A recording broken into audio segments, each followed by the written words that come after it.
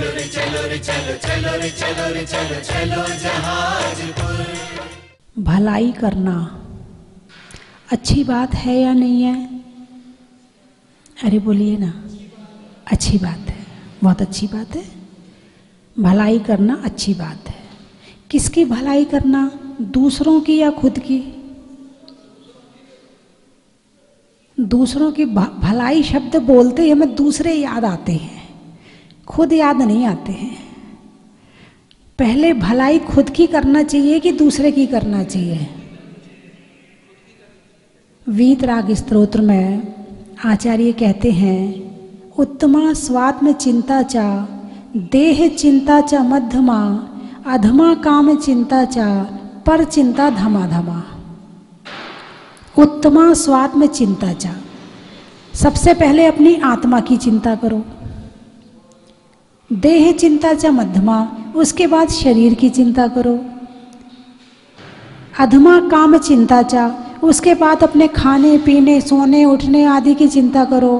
और पर चिंता धमा धमा, पर की चिंता करना अधम से अधम है। तो पहले किसका भला करना है? अपना। कर भला सो हो भला।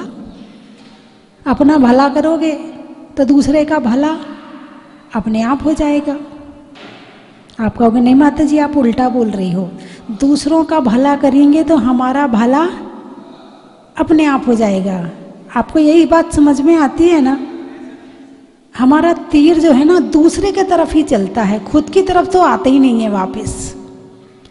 जो दिन भर निशाना अच्छे और बुरे का दूसरे के तरफ लगा के बैठे हैं, इस तीर को जरा अपनी तरफ करो और उसमें देखो कि हमारी आत्मा का हम कितना भला कर रहे हैं और कितना बुरा कर रहे हैं। तो पता चलेगा ये जीवन घाटे का सौदा है। सारी जिंदगी केवल दूसरों के लिए जीते रहे, दूसरों के लिए करते रहे, दूसरों के लिए रोते रहे, दूसरों के लिए हंसते रहे, दूसरों के लिए ही करते रहे, अपने लिए तो कुछ कर ही नहीं पाए। और बाई चांस कोई आपका शुभ चिंतक, कोई आपका भला चाहने वाला आपसे कहे भाई साहब जरा अपना ध्यान रखा करो, देखो कितने कमज़ोर हो रहे हो, स्वास्थ्य का ध्यान रखो, अपना ध्यान रखा करो। तो कोई आपसे यदि इतना कहता है कि अपना ध्यान रखा करो, तो आपके दिमाग में बात क्या आती है? हाँ थोड़ी एक्सरसाइज शुरू करूँगा, लग रहा है मुझे भी, थोड़ा खाना पीना भी ठीक से लूँगा, हैं, और अनुलोम विलोम भी करूँगा, प्राणायाम भी करूँगा, दवाई भी समय पे लूँगा। दवाई में भी मैं बहुत लापरवाही करता हूँ, दवाई लेना भूल जाता हूँ, मुझे दवाई भी समय पर लेनी चाहिए, यदि नहीं लूँगा तो स्वास्थ्य गिर जाएगा। कोई भी आपसे कह दे कि भाई साहब जरा अपनी चिंता किया करो, तो अपनी चिंता में आपको शरीर ही याद आता है, आत्मा याद नहीं आती है। बोलिए ऐसा है या नहीं है? अपने स्वास्थ्य का ध्यान रखो। तो आप किसका ध्यान रखोगे? शरीर के स्वास्थ्य का। किसके स्वास्थ्य का? शरीर के स्वास्थ्य का। उसने कहा आप अपना ध्यान रखो। तो सबसे पहले तो आप ये सोचो आप हो कौन? आत्मा हो कि शरीर हो? आप आत्मा हो या शरीर हो? आत्मा हो। और उसने कहा है कि अपना ध्यान रखो, तो किसका ध्यान रखने कहा था? नहीं नहीं, उसने तो जो उसने कहा वही आपने समझा। उसने भी आपकी आत्मा का ध्यान रखने नहीं कहा था। कोई साधु कहे कि भैया अपना ध्यान रखना, तो वो फिर भी मान लूंगी कि वो कह रहा है आप अपनी आत्मा का ध्यान रखना। लेकिन यदि संसारी प्राणी, गृहस्थी प्राणी एक दूसरे से कहता है अपना ध्यान रखना, तो उसमें शरीर ही है, आत्मा नहीं है। न बोलने वाले को आत्मा याद आ रही है, न सुनने वाले को आत्मा याद आ रही है। दोनों ने मान रखा कि मैं शरीर हूं और ये शरीर है। आपसे कहा था अपना ध्यान रखना, तो अपने में आपने अपने आप को शरीर ही माना, इसलिए शरीर का ही ध्यान रखा। आपसे कहा था अपने स्वास्थ्य का ध्यान रखना, तो शरीर ही अपने आप को मानते हो, इसलिए शरीर के स्वास्थ्य को ही स्वास्थ्य मानते हो, आत्मा के स्वास्थ्य को स्वास्थ्य नहीं मानते हो। तो आत्मा की बीमारी अलग है और शरीर की बीमारी अलग है। पहले अब आप गर्दन तो हिला रहे हो, लेकिन अभी आप पहुंचे नहीं वहां तक जहां मैं पहुंचाना चाहती हूं।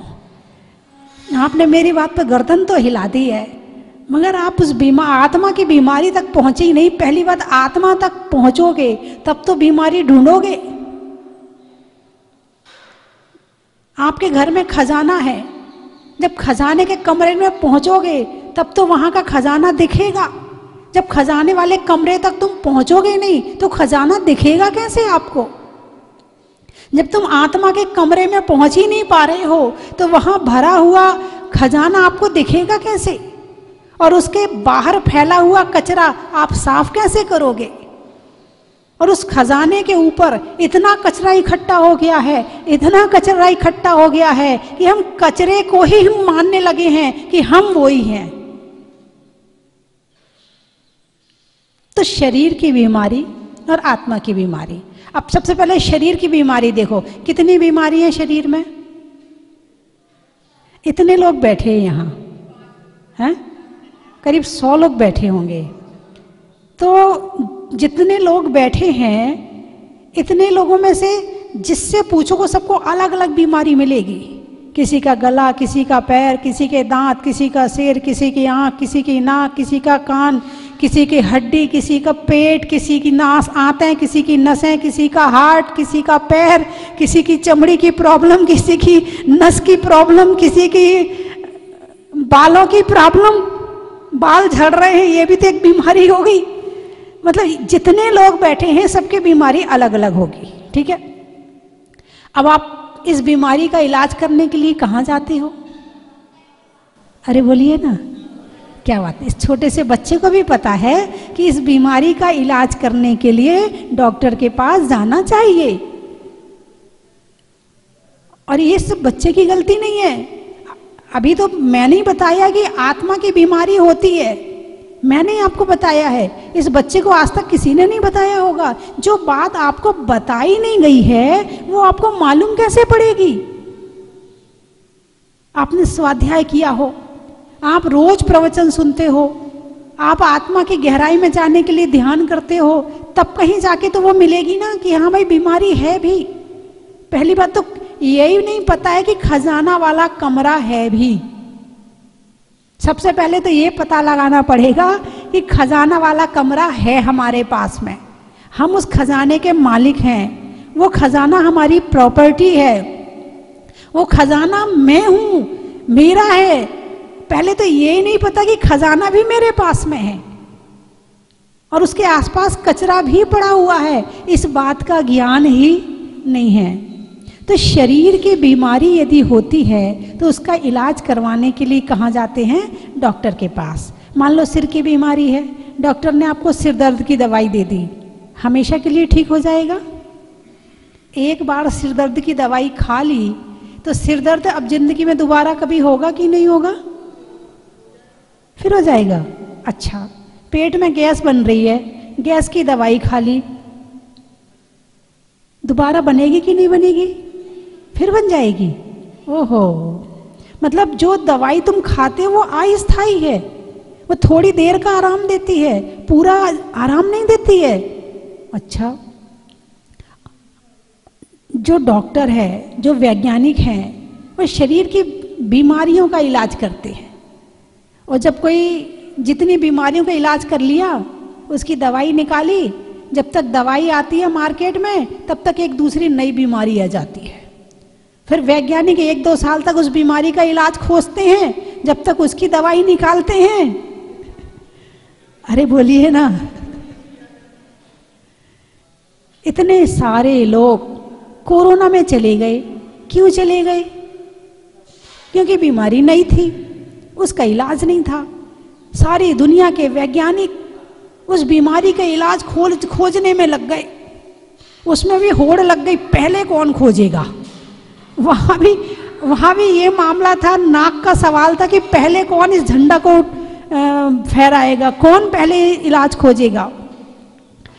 तो कोरोना की बीमारी खोजते खोजते खोजते खोजते जब तक आए तब तक कोरोना चला गया। जितनों को उस कोरोना के बहाव में जाना था वो निकल गए, वो उस कोरोना के साथ चले गए। ठीक है ना। अब कोरोना चला गया, हो सकता है फिर ओमिक्रॉन आ गया, जब तक उसका इलाज खोजोगे तो तीसरा कोरोना जाएगा, फिर दूसरा चौथा आ जाएगा।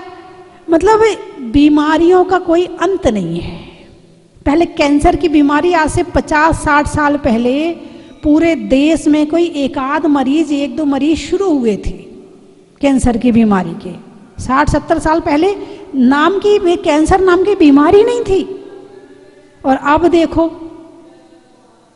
कैंसर हॉस्पिटल में जाके देखो, लाइन लगी है, लाइन लगी जिसे देखो उसे ही कैंसर।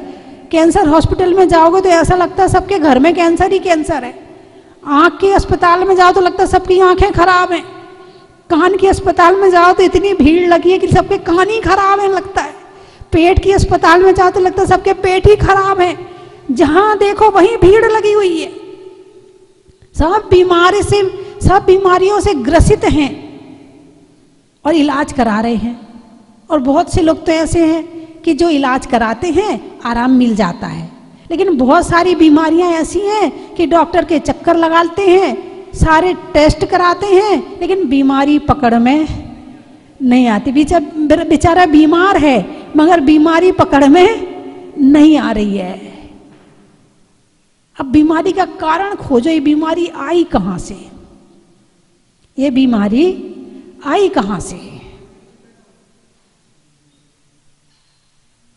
चलिए आप बताइए बीमारी कहां से आई, कोरोना कहां से आया था? अरे बोलिए ना, कोरोना कहां से आया था? चाइना से। अच्छा, उसकी दुकान चाइना में है, कोरोना की दुकान चाइना में है ना। अच्छा, मलेरिया बुखार कहां से आया है?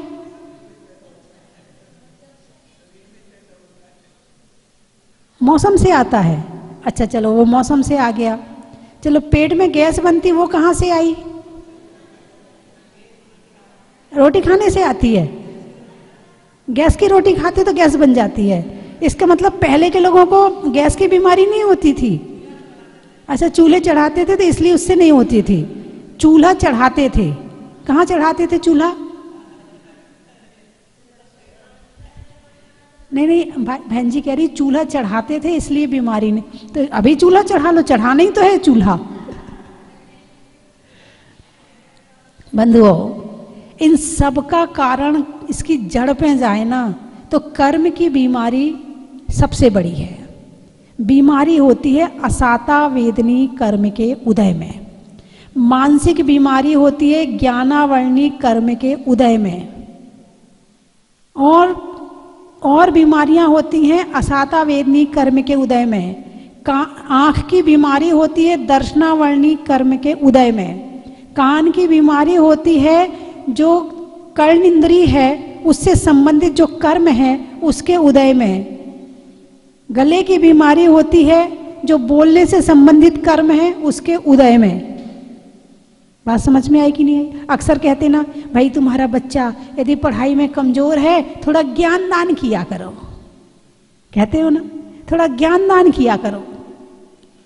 तो जिस अंग से जो पाप किए जाते हैं उससे संबंधित कर्म आता है और उससे संबंधित अंग पीड़ित हो जाता है।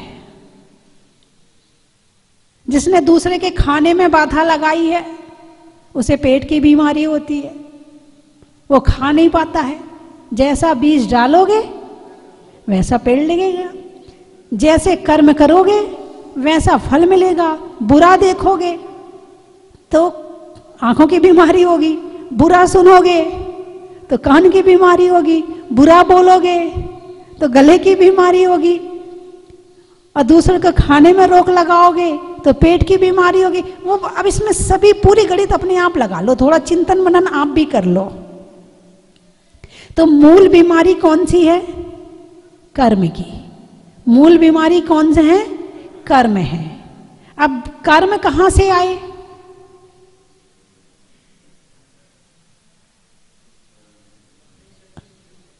कर्म कहां से आए? कर्मों के परमाणु पूरे 3 लोक में ठसाठस भरे हुए हैं। क्या? कर्मों के परमाणु, सूक्ष्म परमाणु तीनों लोकों में ठसाठस भरे हुए हैं। जैसे ही आप भाव बनाते हैं, जैसे ही आप विचार बनाते हैं, जैसे ही आप कार्य करते हैं, जैसे ही आप वचन वर्गणाओं को निकालते हैं, उस संबंधित कर्म आकर आत्मा में चिपक जाता है। कब तक रहता है ये कर्म हमारे पास? कब तक रहता है? मान लो एक कर्म आया और वो आत्मा में चिपक गया, तो कब तक रहेगा हमारे पास? हमने तीव्र और मंद किन भावों से कर्म किया है? तीव्र, मंद, ज्ञाता ज्ञात, भावाधिकरण, वीर विशेषभ्य तद विशेषा। एक बच्चा यदि गलती करे तो शायद सरकार उसे सजा नहीं देगी। भाई 8 साल से छोटा बच्चा है और उसने गलती करी है, तो सरकार उसे फांसी पर चढ़ाएगी क्या? नहीं चढ़ाएगी। और वही गलती किसी बड़े ने की है तो सजा उससे 10 गुनी मिलेगी। क्यों भाई, क्यों? तो एक पाप ज्ञान जानबूझकर किया है, एक पाप अज्ञानता में हुआ है। तो कर्म बंध में भी फर्क आ जाता है, जानते हुए पाप करना और बिना जाने हुए पाप करना। अधिकरण, कहाँ बैठकर पाप किया है? घर में किया है कि मंदिर में किया है? मंदिर में किया है, पाप ज्यादा लगेगा। घर में किया है, पाप कम लगेगा। किन भावों से किया? तीव्र भावों से किया कि मंद भावों से किया? क्रोध है, एक इतना जोर से क्रोध करना कि सामने वाला भी बिल्कुल आग बबूला और तुम भी आग बबूला। और एक क्रोध, बच्चे को जरा सा डांटा और मुड़ के शांत हो गए। एक क्रोध ये भी है, तीव्र और मंद। तो जितनी ज्यादा तीव्रता से करोगे कर्म, उतने ज्यादा समय के लिए हमारे पास आएगा। और जितने मंद भावों से करोगे जल्दी आएगा और जल्दी चला जाएगा। तो कर्म की बीमारी आत्मा में लगी है। कौन सी बीमारी लगी है? कर्म की। एक पेड़ है और पेड़ में पत्ते हैं, पत्तों में बीमारियां हो रही हैं, इलाज किसका करोगे? पेड़ के पत्ते हैं, पत्तों में बीमारियां हैं, उसकी डाली में बीमारियां हैं, तो इलाज किसका? एक एक पत्ते का इलाज अलग अलग करोगे तो किसका इलाज करोगे? जड़ का इलाज करोगे। जड़ में दवाई डाल दोगे तो पत्तों के पास अपने आप पहुंच जाएगी। बात समझ में आ गई? बहुत होशियार हो, बहुत समझदार हो, मेरी बात बहुत जल्दी समझ लेते हो। आत्मा का इलाज करोगे तो हाथ पांव का इलाज अपने आप हो जाएगा, शरीर का इलाज अपने आप हो जाएगा, क्योंकि कर्म लगे हैं आत्मा में और कर्म के उदय में होती है बीमारी। और बीमारी का इलाज डायरेक्ट लो ना जड़ में। यदि एक पत्ते का इलाज करोगे थोड़ी देर ठीक रहेगा, फिर बाद में वैसे ही हो जाएगा, फिर इलाज करोगे फिर वैसे ही हो जाएगा। और आत्मा का इलाज करोगे तो क्या होगा? वो हमेशा के लिए ठीक हो जाएगा। भगवान महावीर ने क्या किया था? कल भगवान का मोक्ष कल्याणक है, उसी विषय पर आ जाऊं। भगवान महावीर ने क्या किया था?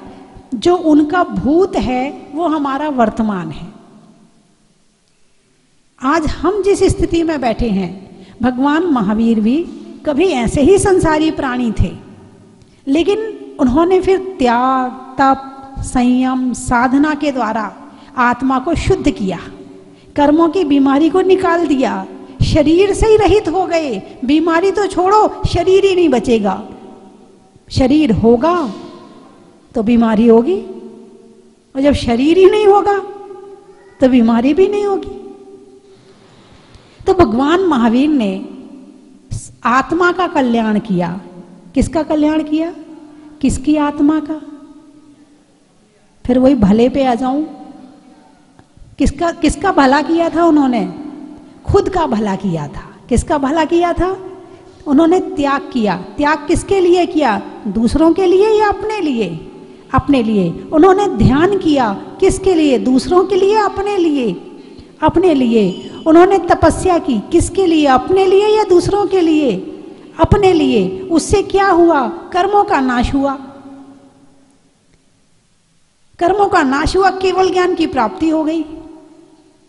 अकेले जंगल में गए थे साधना करने, और इतनी साधना करी कि पहले तो छुप के जंगल में साधना करी, और वो छुप के भी तपस्या करता है ना, उसका उजाला तीनों लोक में फैल जाता है।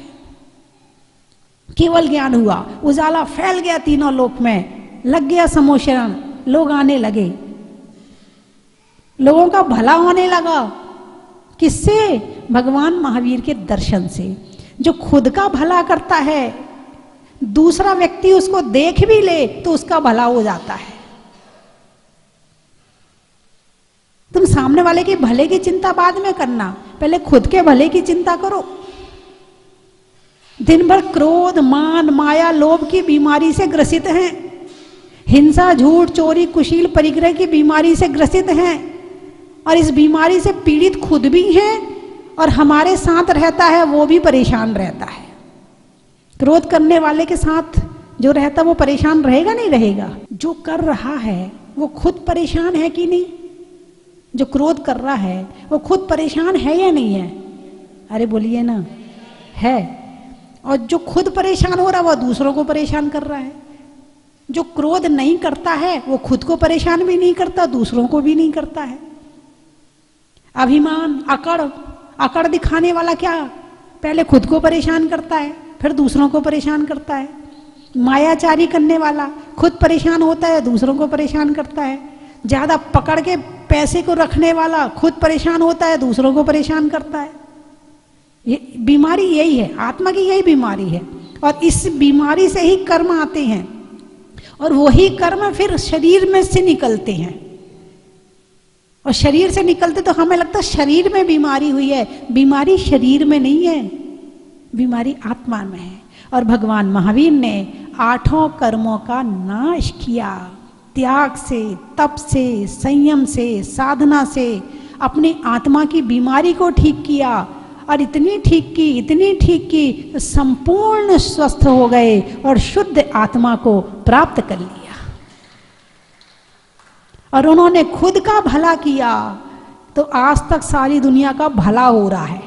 2500 साल पहले भगवान महावीर मोक्ष चले गए, और आज तक हम उनके नाम से अपना भला कर रहे हैं।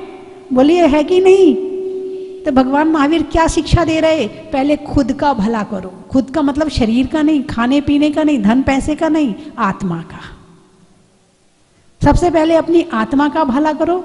जो अपनी आत्मा का भला कर लेता है, दूसरे का भला अपने आप हो जाता है। हमारा निशाना दिन भर दूसरों की तरफ रहता है। तूने ऐसा किया, तूने ऐसा किया, तूने ऐसा किया। उसने कुछ नहीं किया, जो कुछ किया मेरे कर्मों ने किया। मेरा कर्म ऐसा नहीं होता तो तुम मेरे साथ ऐसा करने वाले नहीं थे। एक आदमी यदि गरीब घर में पैदा हो जाए तो माँ बाप को दोष देता, तुमने मेरे से कुछ पैसा नहीं दिया, मुझे धन नहीं दिया, मुझे ये नहीं दिया। अरे तुम्हारा पुण्य होता तो किसी बड़े आदमी के यहाँ पैदा होते ना। बेचारे माँ बाप को क्यों दोष दे रहे हो?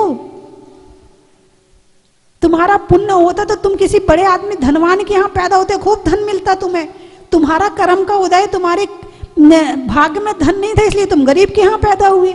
माँ बाप की इसमें क्या गलती है? बंधुओं, ये जीवन समझना बहुत कठिन भी है और सरल भी है। इस जीवन को समझ के जिया जाए तो इस जीवन में से अमृत मिलता है। जैसा भगवान महावीर ने उसी जीवन से अमृत निकाल लिया और हम उसी जीवन से जहर पी रहे हैं खुद और दूसरों को पिला रहे हैं। खुद दुखी हो रहे हैं और दूसरों को दुखी कर रहे हैं। तो भगवान महावीर की स्मृति में, स्मरण में, उनको याद करके, उनकी जाप करके, उनकी माला फेर के यदि कुछ उनसे लेना चाहते हैं तो इतना ही लें कि हम अपने जीवन में अपनी आत्मा का भला करेंगे, कषाय कम करेंगे और पाप कम करेंगे। जितनी कषाय और पाप कम होंगी उतनी आत्मा स्वस्थ होगी, और जितनी आत्मा स्वस्थ होगी उतना शरीर अपने आप स्वस्थ हो जाएगा। अभी तो वर्तमान में आदमी पाप कर रहा है, तीव्र पाप नहीं कर रहा है, पाप भी कर रहा है और बहुत तीव्र भी नहीं कर रहा है। तो इसका फल ये होता है कि बेचारा अभी तो पाप किया और अभी बीमारी के रूप में उदय में आ जाता है। लेकिन ऐसा हो, ऐसा जीवन जियो कि ये जन्म भी सुखी हो जाए, अगला जन्म भी सुखी हो जाए, मोक्ष की प्राप्ति हो जाए, और जिनने तुम्हें जन्म दिया है वो ये कहें कि तुम्हें जन्म देकर मेरा जीवन धन्य हो गया। ये ना कहें कि कहां से तू मेरे घर में। नहीं, आपके लिए नहीं है, ये तो किसी और के लिए है। कई बार माँ बाप को कहना पड़ता है कि तू मेरे घर में। क्या मैं तो कुछ कहा ही नहीं, आप लोग क्यों मुस्कुरा रहे हैं? बंधुओं, भगवान महावीर को अपने जीवन का आदर्श बनाएं। दिवाली इस बात की शिक्षा देती, पटाखा फोड़ के दिवाली नहीं मनाना है, फुलझड़ी जला के दिवाली नहीं मनाना है। मनाना है तो भगवान महावीर से शिक्षा लेके अपनी आत्मा का भला करके दिवाली मनाना है। यदि ऐसी दिवाली मनाओगे तो वास्तव में भगवान महावीर जैसी हमारी भी दिवाली हो जाएगी। वरना ऐसी बाहर के पटाखे चला के और दूसरों को सता के ना जाने कितनी दिवाली मना ली है। कितने जीव जंतु को सताते हैं पटाखे चलाने पर, कितने मर जाते हैं, कितने भयभीत हो जाते हैं, कितनों को बीमारियां हो जाती हैं। ऐसी दिवाली कि तुम खुद भी दुखी, और कभी धोखा हो जाए तो हाथ पांव तुम्हारे भी जल जाते हैं, और ज्यादा दिक्कत आ जाए और पाप कर्म का उदय आ जाए तो घर जल जाते हैं इस फटाके से। तो ऐसा काम ही मत करो ना कि संभावना गलत की रहे, उसको पहले ही छोड़ दो। जो पाप का कारण है, हिंसा का कारण है, आज तुम दिवाली मना के उनकी हत्या कर रहे हो, कल वो तुम्हारी करेंगे। बस इसी तरह से संसार चलता रहेगा, बढ़ता रहेगा। तो सुखी होने का रास्ता कोई है तो भगवान महावीर से सीखें कि अपनी आत्मा का कल्याण कैसे किया जाता है। चलिए मैं 3 चीजें बोलूंगी, आपको कहना बड़ा ही महत्व है। फूल में कली का, तपस्या में बाहुबली का, और कल होने वाली दिवाली का। मोती में सीप का, गाड़ियों में जीप का, और दिवाली में दीप का। मित्रों को मिलाने का, बच्चों को खिलाने का, और पटाखा नहीं चलाने का। बड़ा ही महत्व है। मेरी बात आपकी समझ में आई? अरे बोलिए ना, किस किस को मेरी बात समझ में आई? बच्चों ने हाथ उठाया, सबसे अच्छी बात, बच्चे जिद करते हैं और आज बच्चों ने हाथ उठा लिया, युवाओं ने हाथ उठा लिया है। नहीं चलाओगे ना? नहीं ना? बहुत बढ़िया, बहुत सुंदर, बहुत अच्छा। यही दिवाली है सबसे अच्छी। अज्ञानता वाली दिवाली नहीं, ज्ञान पूर्वक दिवाली मनाना है। वृक्षों में आकर का, पानी में सागर का, और आने वालों में जयपुर नैमी सागर का, सतियों में अनंग सरा का, रंगों में हरा का, और आने वालों में जयपुर जगतपुरा का। बड़ा ही महत्व है। मानसरोवर से पक्षी में पर का, पक्षी में पर का, बारात में वर का, और आने वालों में जयपुर मानसरोवर का। बड़ा ही महत्व है। महिलाओं में कड़ा का, भोजन में बड़ा का, आने वालों में बांसवाड़ा का। बड़ा ही महत्व है। हाँ। मुंबई महीनों में मई का, रजाई में रुई का, आने वालों में मुंबई का। बड़ा ही महत्व। पशुओं में खुर का, गाने में सुर का, आने वालों में उदयपुर का। बड़ा ही महत्व है। होने में निडर का, राजाओं के खंडहर का, और आने वालों में ईडर का। बड़ा ही महत्व है। होने में गदगद का, मंत्रों में बदवत का, और आने वालों में धैर्यवद का। बड़ा ही महत्व। भक्त के लिए ईश्वर का, पत्नी के पति परमेश्वर का, और आने वालों में भुलेश्वर का। बड़ा ही महत्व है। रसोई में पटाखा, सावन की घटा का, और जहाजपुर में आने वालों में कोटा का, बड़ा ही महत्व है। जनवरी में जाड़ा का, जाड़े में काढ़ा का और आने वालों में भीलवाड़ा का, बड़ा ही महत्व है। आम की बौर का, खाने में कौर का, आने वालों में इंदौर का, बड़ा ही महत्व है। नहीं करने में फिकर का, बातों में जिक्र का और आने वालों में सीकर का, बड़ा ही महत्व है। बोलिए 24 भगवान की। हमने एक्चुअली मेरी बेटी नहीं हुई थी, उसके पहले मैंने सैटरडे किए थे। तो पहले तो बहुत ट्रीटमेंट कराया, देन मुझे किसी ने बताया कि यहाँ पे सैटरडे करते हैं और फिर उसके बाद जो मांगते हैं पूरा होता है। तो आज मेरी बेटी है मेरे साथ में। 36 सैटरडे के दिन मुझे पता चला था, मुझे गुड न्यूज़ मिला था और अभी ये 3 इयर्स की हो गई है। तो मुझे तो मुनि सुब्रतनाथ भगवान पे बहुत श्रद्धा है। जब भी मतलब पहले भी 1-2 बार आ चुके हैं यहाँ पर, लेकिन दिन के समय में आए तो शांति धारा नहीं कर पाए। तो इस बार बड़ा मन था यहाँ पर सुबह आए और शांति धारा करके ही जाएं। तो बिना शांति धारा किए कुछ अधूरा सा लगता है। और प्रभु की मूर्ति ऐसी है कि बस निहारते ही रहे। मतलब मैं खुद अभी 10-15 मिनट जाके सामने बस खड़ा रहा है। ऐसा इतनी सुंदर मूर्ति है कि क्या कहूँ। बस यही भाव है कि यहाँ आते रहे और शांति धारा का फल मिलता रहे, पुण्यार्जन मिलता रहे। जय जी। हमारी मम्मी की बहुत प्रभावना थी, वो रोज जहाजपुर के दर्शन करती थी टीवी पे, और उनकी इच्छा थी कि वो एक बार तो भी जहाजपुर के दर्शन करे। और आज हमने आके यहाँ की भव्यता देखी, आज यहाँ पे हमने भगवान श्री की भव्यता देखी और हमें ऐसा लगा कि हमने हमारी माता का आशीर्वाद सही में पा लिया है। हमारी माँ की इच्छा थी यहाँ आके हम सब दर्शन करें, और इसीलिए हम सब परिवार पूरे लोगों आज यहाँ आए हैं। और हम भावना करते हैं कि ऐसे ही भगवान श्री हमें बार बार बुलाते रहे और हमारे हाथ से पुण्य कार्यक्रम होते रहे। आज जहाजपुर मंदिर में आके और अभिषेक का लाभ मिला माताजी के सानिध्य में, और हम आशा करते हैं भविष्य में इसी तरह यहाँ आते रहें और इसी तरह हमको अभिषेक का लाभ मिलते रहे। वंदे माताजी, नमस्ते भगवान। ऐसी प्रतिमा देखकर हमारा मन बहुत गदगद हो जाता है और हर त्योहारों पे हमको लगता है कि जब तक यहाँ के दर्शन नहीं करें त्योहार ही अच्छा नहीं हुआ है।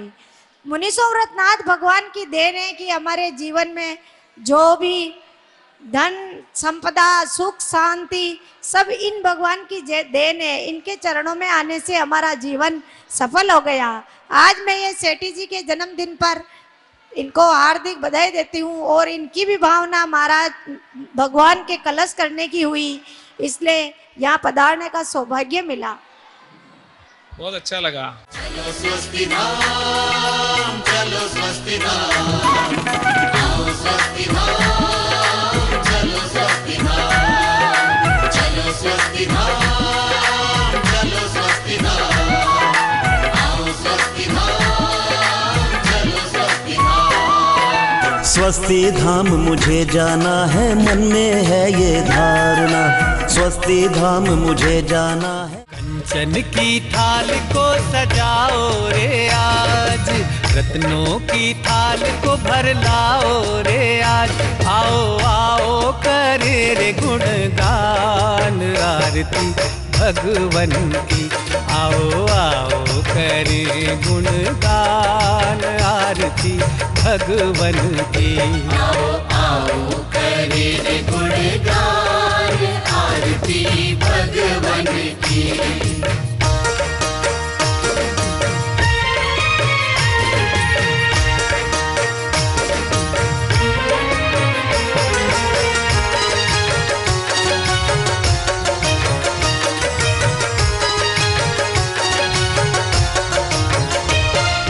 पिता सुमित्र के राज दुलारे, माँ पद्मा जी के नैनों के तारे। पिता सुमित्र के राज दुलारे, माँ पद्मा जी के नैनों के तारे। राजगृही में जन्म लियो आप, राजगृही में जन्म लियो आप। आओ आओ मनाए खुशी आज आरती भगवन की। परम विदुषी लेखिका गणिनी आरिका रत्न श्री 105 स्वस्ति भूषण माताजी जिन्होंने मात्र 20 वर्ष में 100 से भी अधिक किताबें लिखकर जैन समाज को अनूठा योगदान दिया है। बड़े बड़े विधान जैसे कल्पद्रुम महामंडल विधान, सिद्ध चक्र महामंडल विधान, इंद्रध्वज महामंडल विधान एवं विशेष जिनपद, पूजांजलि आदि महत्वपूर्ण साहित्य बहुत ही सरल व सुबोध शैली में लिखे हैं, जिसमें गद्य एवं पद्य साहित्य भी समाहित है। इन महान साहित्यों को पढ़कर आप भी अपने ज्ञान का विकास कर सकते हैं। साहित्य प्राप्त करने हेतु आज ही संपर्क करें। संपर्क सूत्र 7906062500 9868345768।